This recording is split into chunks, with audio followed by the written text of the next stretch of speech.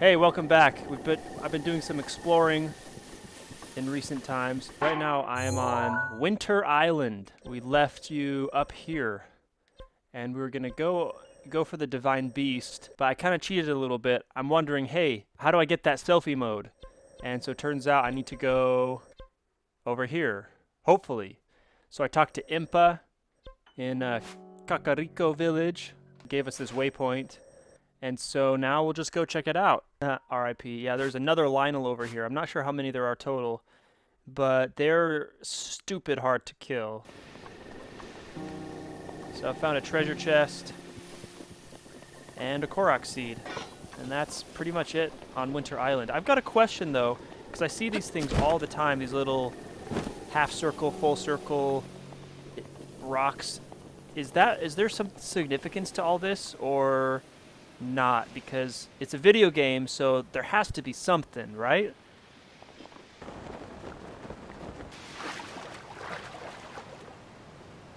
I also found the Trousers of Twilight, thanks to my Link amiibo. Oh, which I need to scan that, by the way. So this is by far the biggest, longest episode I've ever recorded. I mean, shoot, over 3 hours of gameplay, just the gameplay. And the final product is just 34 minutes. So taking 3 hours of raw video and crushing it down to 34 minutes is hard. So thank you for watching, guys. That is crazy. Look at that. Sorry, Link, I know you're cold. Let's see, where are we at? Oh, geez, like we're still far away. We need to go this way. It's kind of weird that running doesn't, like, warm you up a little bit. Or maybe it does. Nope, it doesn't.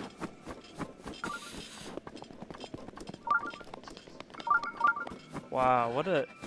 Whoa! Wow, what a total bonkers scary place.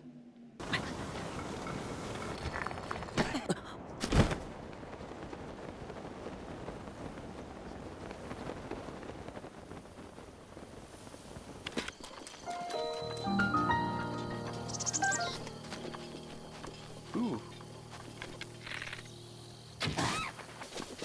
Wow. It's so cool that, like, shoot, I'm still finding all these new places. I mean, everything we've done so far is just, like, not even half of the map. Hello there, you're up early. You some kind of wanderer? Interesting. This could work out. You look handy with a bow. Mind helping a poor farmer out? Yep, what do you need? Yep, let's go. I'll call you once your minute is up, okay? Ooh.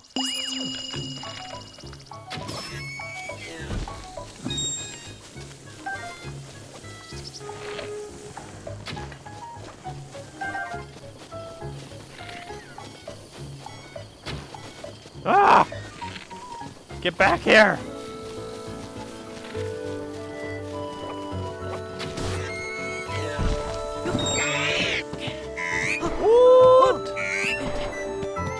Nuh-uh.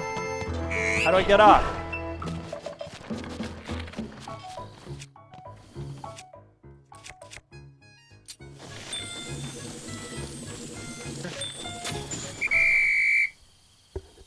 Ah, I only got 2. And I'm out of arrows. Ah. Yeah, 1 rupee.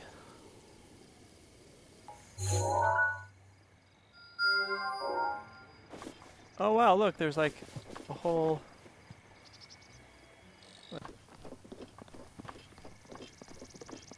Ooh. Sweet, got another tech lab. Director, listen! Ms. Director, this is the real Sheikah Slate. Director? Oh, that's right, I haven't introduced our director. Miss Pura happens to be right over there. Check it. I have the utmost respect for Miss Pura. Pura? And all she's accomplished, I'm honored to be her assistant. Anyway, Linky, do you remember any dreams from your time in the Slumber of Restoration? You don't look like you've changed at all in the past 100 years, but something must have happened in that time. Well, no matter, I'm just happy you're still in one piece. Linky, what's with that look? You still remember me, right? I don't remember. Sorry. Well, I'm shocked you don't know if I'll be able to recover from this. Even though 100 years ago, I took you to the Shrine of Resurrection after Calamity Ganon fatally wounded you. Even though I was the one who put you safely in the Slumber of Restoration. Despite all that, you still don't remember me? Let me explain the errand. You know the unlit furnace on the wall just outside the laboratory. Could you please bring the blue flame from the ancient furnace in town? Oh, and also use it to light our furnace. This sweet little guidance stone will start working once you do that, allowing us to restore the missing runes.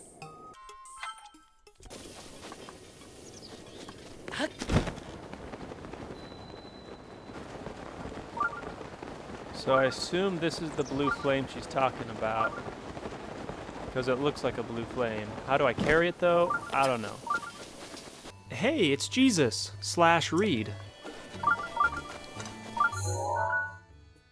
Alright, well let's see if there's a shop around here.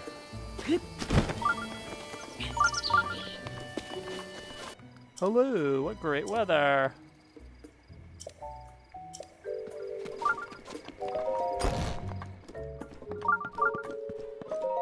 Oh, a customer.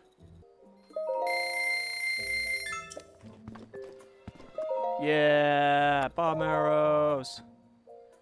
Ooh, 1,000 rupees? Jeez.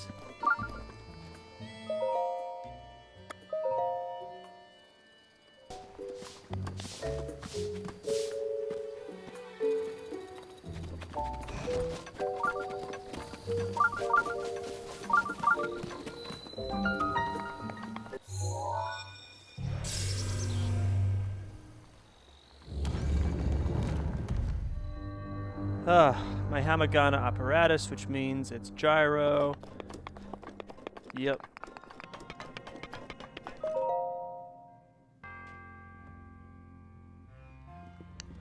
Oh, great. Okay, well.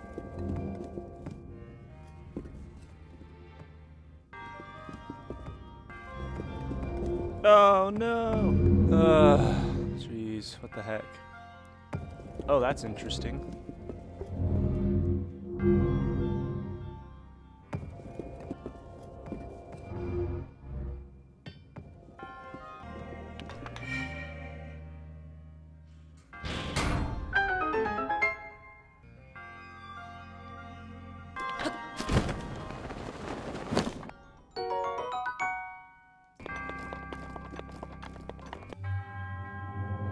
That was pretty easy. The puzzle worked against itself because you could just randomly flip that over, so that was lucky.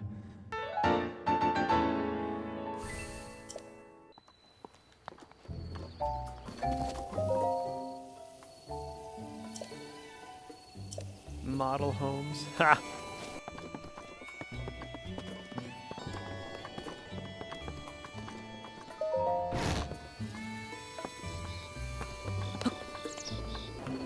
This music reminds me a lot of Unravel.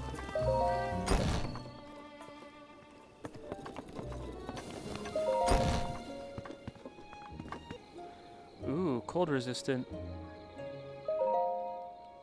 Whoa. Armor stuff. Yeah, boy.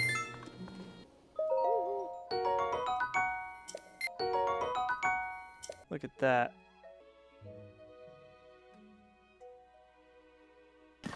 So I think my biggest question now is, how do I even carry the blue flame? Is it just like regular fire or what?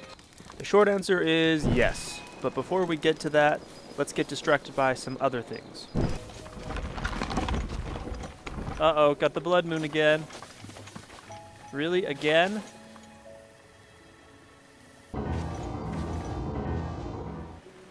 So first up is a little side quest from this guy, Manny, who is totally crushing on the innkeeper. So we'll go... First of all, I want to stay the night just to see what's up. And sure enough, here's Prima. in the flesh. Da-da-da-da. What the heck? There's a random stranger. Hey, what do you like? Crickets. Yeah, I want to have 100 of them. As if. So, I talked to Manny. Hey, I talked to Prima. What? She told you what she wants? I mean, that's cool. So then what is it? 100 crickets. So I love that there's an animation for Link talking, even though we never actually hear his voice. So he definitely does talk. Anyways, Manny wants us to find 10 of them to get him started, so we'll switch into our ninja gear, and of course I know just where to look for them.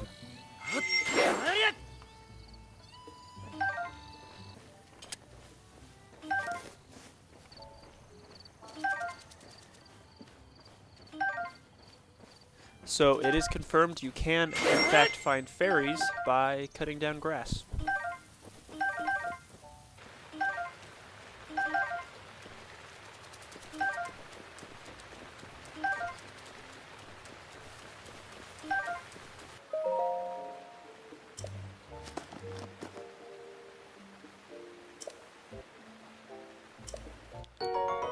100 rupees for 10 crickets.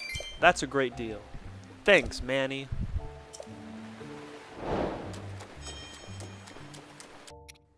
So naturally, at this point in time, I've acquired quite a lot of raw materials. So I wanted to do some cooking, use that star fragment, see what does it do, and see, if we get something good, which of course we do.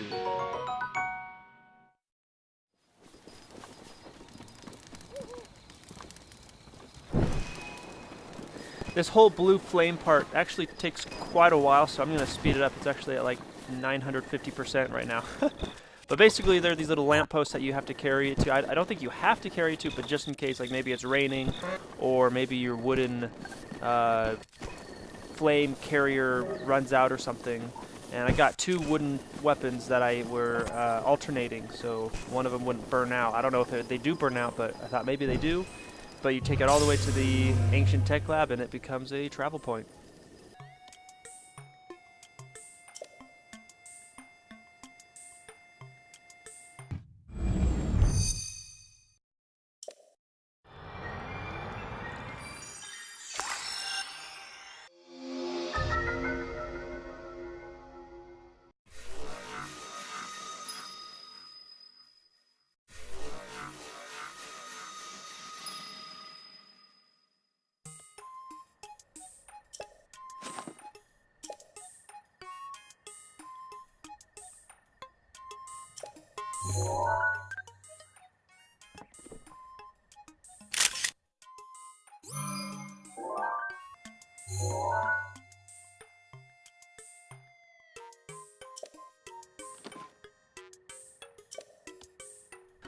So purists suggest that the albums that or the photos that are already in the camera could be used to recover my memories, so we'll have to go check out that later. And now that the Sheikah Slate is all upgraded, she is able to make upgrades to certain runes.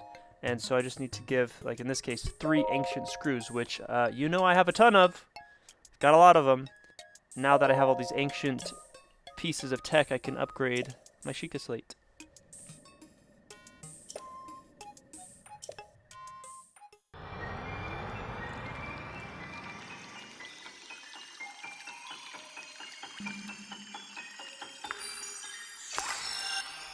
And naturally, I have a ton of materials, so I upgraded everything possible: the Sheikah sensor, the remote bombs, and the stasis.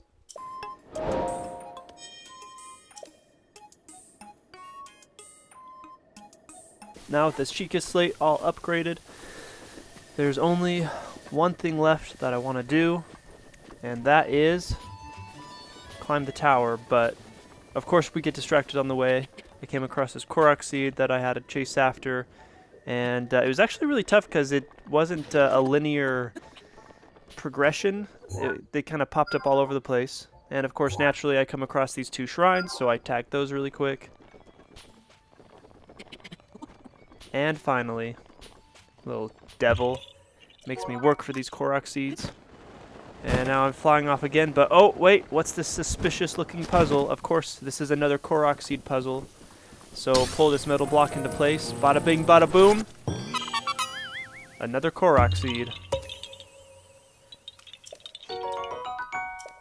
And of course, on my way to the tower, I got distracted again by this cave.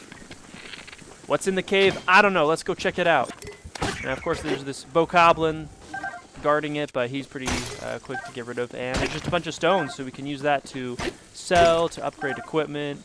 But I love Zelda. There's all these beautiful moments that you just run around and do nothing, and then, hey, there's a cave. Hey, there's a Korok puzzle. Hey, there's this. Hey, there's that. There's just endless distractions. It's really, really great.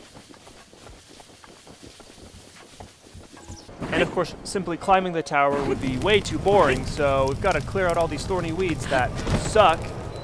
And luckily I had a fire sword handy and stocked up on fire arrows, so that's something that you just don't ever want to go without, because you never know when you might need them.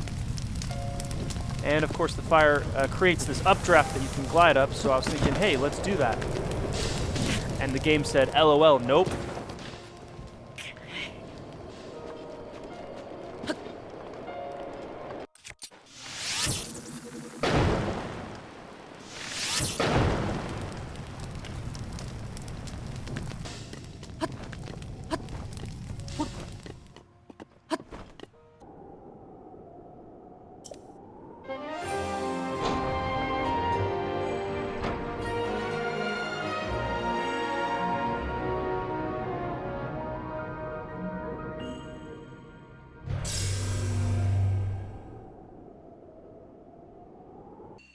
And this just happens to be the perfect midway stopping point, so if you want to take a little intermission, take a little break, you can do that now.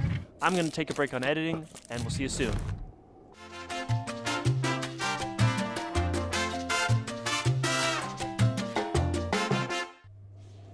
All right, and we're back at the top of Hateno Tower. Hateno Tower? Hateno, tomato, tomato, whatever. And at first I saw this little farm area ranch thing down there, but then I remembered, oh yeah, there's some bokoblins over here. Let's go kill them and loot them.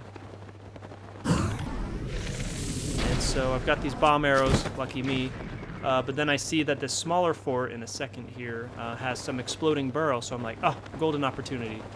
Let's blow the crap out of them. So that gets most of them, and then the bokoblin above me notices and throws out an exploding barrel that blows up everything else, which is absolutely nuts. These guys are so dumb.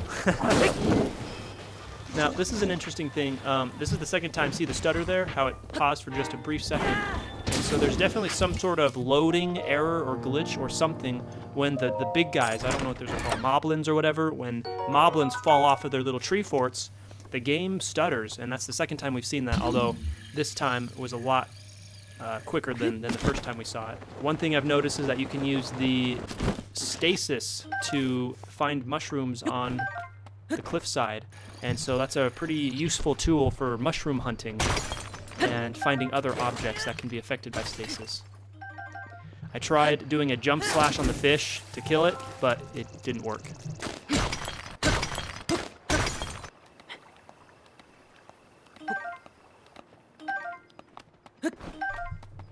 Alright, so we got all the rocks, we got all the mushrooms. Now let's go check out that little farm ranch thingy.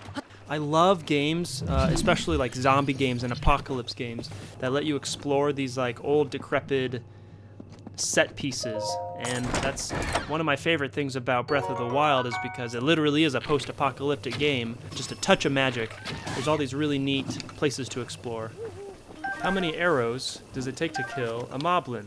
There's one, and wait for it, boom! Ha! And the answer is 2.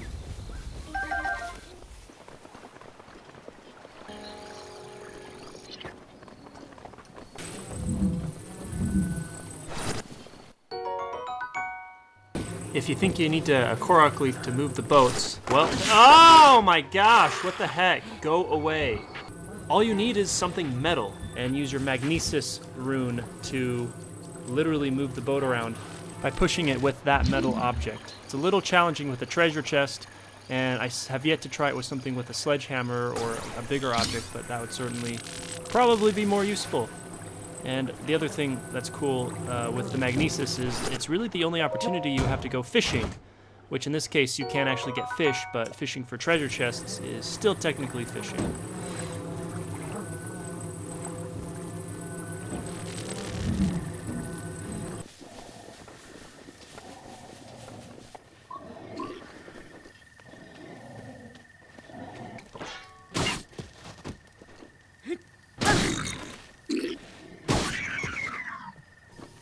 So up until this point, I completely forgot that I had a fully upgraded Sheikah Slate with a camera. Ugh, so cool.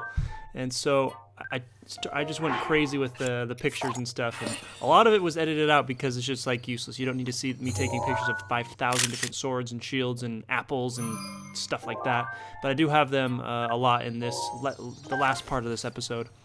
And gosh, it's really fun, and it's a great idea for. And a good challenge for completionists who want to take pictures of every item and every monster and every piece of fruit, etc., in the game. And of course, look at this selfie mode. Look at that selfie, like that. Oh my gosh, this is so cool. Now, what remains to be seen is if there's a way to transfer these images and share them with social media. I don't think there is, which is kind of a bummer. And again, I'm playing this on the Wii U version, so maybe there's some Miiverse sharing stuff. I don't know. But if I can share this with an SD card or share the pictures and the selfies with an SD card, that would be great. But I need to go look that up. So I know I complain a lot about it rains just a bit too much, and I definitely have heard that complaint from the internet a lot. But the truth is that I really, really love the rain. Growing up in Seattle, we get rain all the time. And at the moment, I'm living down here in the dry desert of St. George, Utah, where it doesn't rain too often. So when there's these just gorgeous, green, lush, rainy moments, gosh, it's just so, so pretty.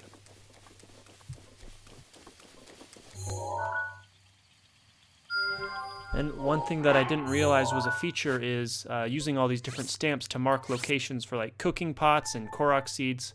So for example, that little windmill thing is definitely a Korok puzzle, but because it's raining, I can't access it now, so I'll just tag it and come back to it later.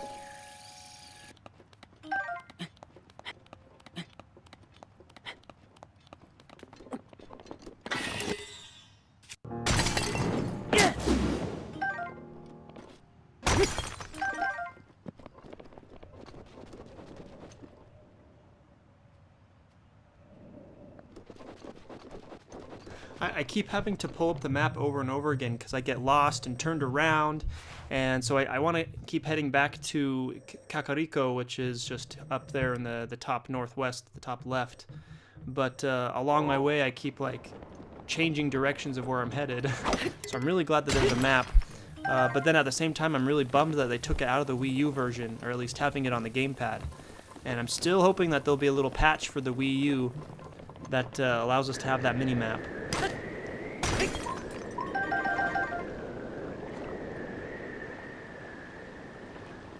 Alright, so we just gotta keep heading to the northwest, and I was gonna cross over the easy way, but then I see this suspicious looking circle of pond leaves.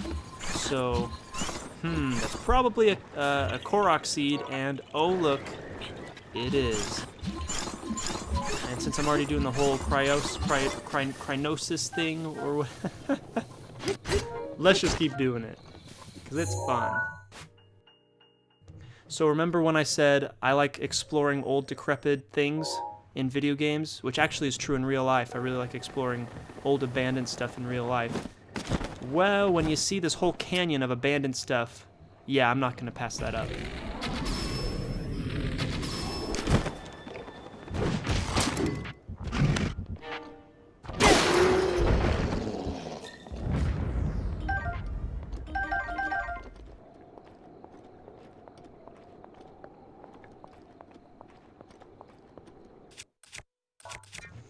So I don't think this is from any past Zelda games. I haven't played all of them, so it very well might be, but I don't recognize it from Skyward Sword or Twilight Princess or anything, so I think this is some just original, abandoned locations. And geez, these bokoblins with the stabby spears, I hate these guys. Because the spears themselves aren't that powerful, like, they're not that strong. But when these blue guys are wielding them, they just do a stupid amount of damage. It's really frustrating.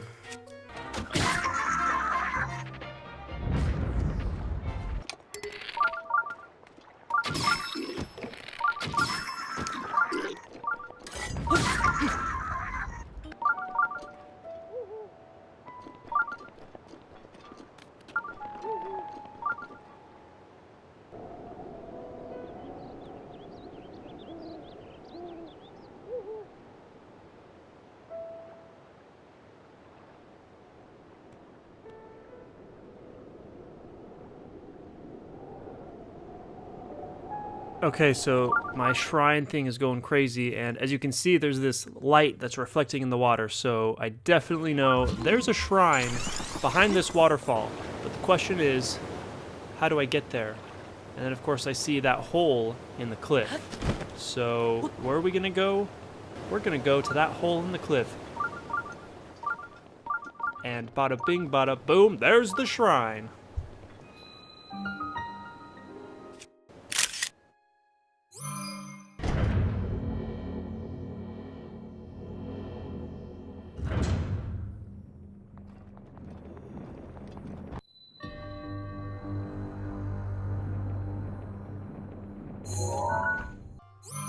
Oh yeah, I can totally take pictures.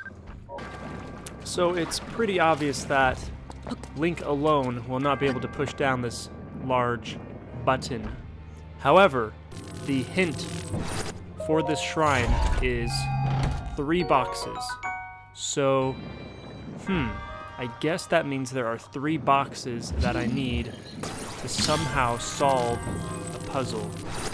Well, I see these 3 treasure boxes, so 1, 2, 3, and look at that. Puzzle solved. Well, almost.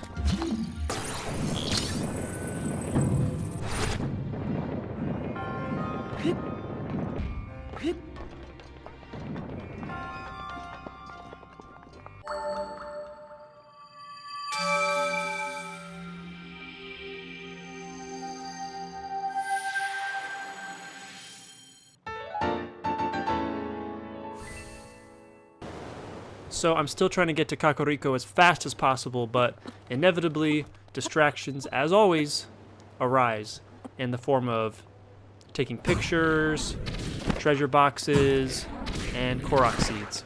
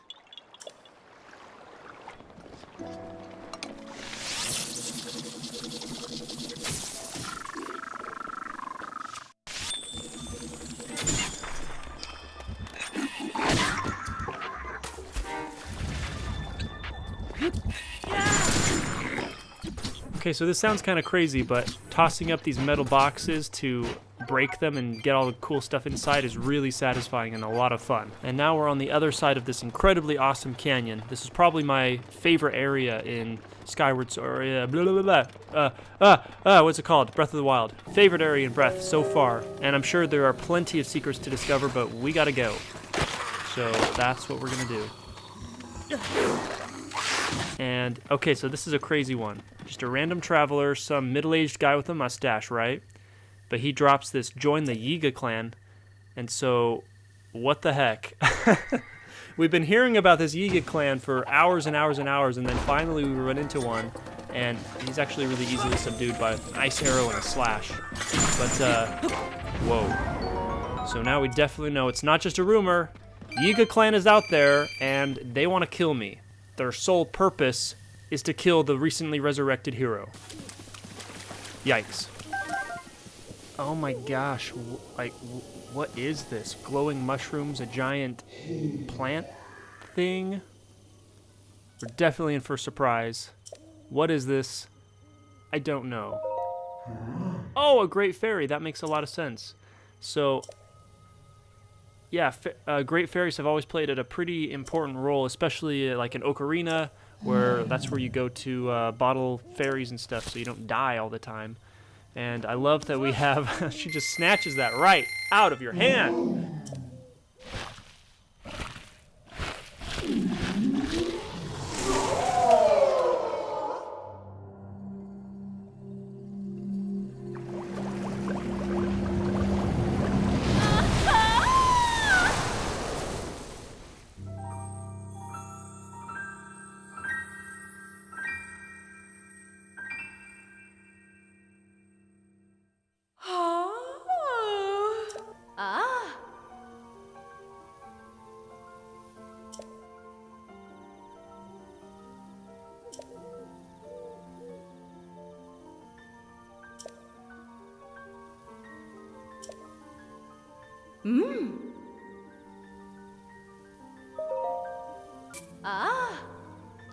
Choo-choo jelly and bokoblin guts.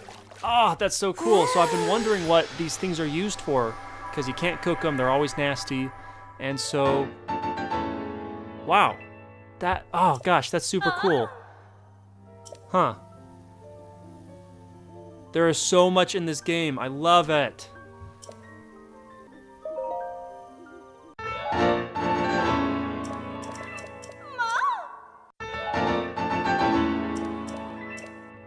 This is awesome. I literally just upgraded all of my clothing without needing to collect stuff because I've been collecting it for so long, I already had everything I needed.